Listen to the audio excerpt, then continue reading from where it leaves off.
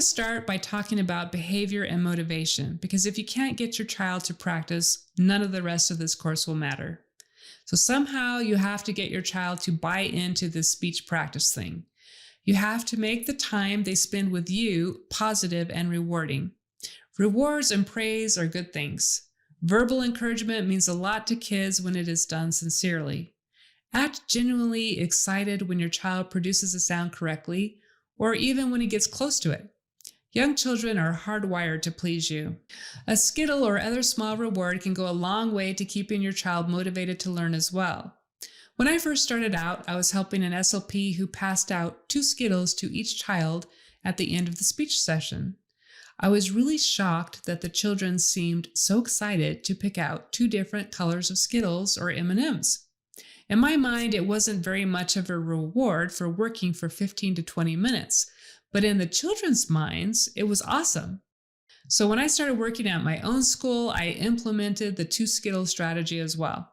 I tried M&Ms, but I ended up eating them all, so I switched to the non-chocolate Skittles. Verbal praise during the session and a small reward at the end can go a long way to motivate your child to practice with you. But at the end of the day, you want to make your sessions intrinsically rewarding. You want them to just enjoy that time with you so that they will practice hard to please you. Humor can also be an important part of therapy. If the child can relax and laugh at you and herself, she won't be afraid to try new things. And you'll both have more fun during the practice session. Bonus! For instance, I will often make funny noises or facial expressions in response to a child's bloopers. Now, this is not intended to make fun of the child, and I don't do this when the child is first learning the sound. But if a child has been producing the sound correctly for a while and then slips up, I might do a Scooby-Doo type noise, and then look at them in a funny way so that they realize what they did. They laugh at themselves, and then we all move on. So say the child has been working on TH in conversation. She's telling a story and she says, "We went to das store yesterday and I might open my eyes wide, tilt my head and make the funny sound, to get her attention. And usually she'll catch her error and then repeat the sentence correctly. It's good for them to have a fearless attitude towards making mistakes because they will make lots of mistakes. Especially when learning a difficult sound like vocalic R, they can't be afraid to try it over and over and not get it right until the 100th or 1000th time. Realistically, that's how long it might take. So what do you do when your child gets frustrated during a speech session? First of all, don't be surprised. This will happen. Just play it cool.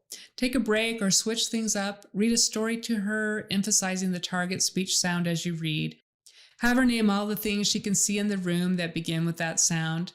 Try working on a different sound for a while. Always encourage and reward your child for trying, regardless of how well she is producing the sound. Let's talk about working with preschoolers for a minute. We know that the earlier you start teaching kids, the better the outcome. But how can you make this a positive experience? Well, with very young children, keep your expectations reasonable.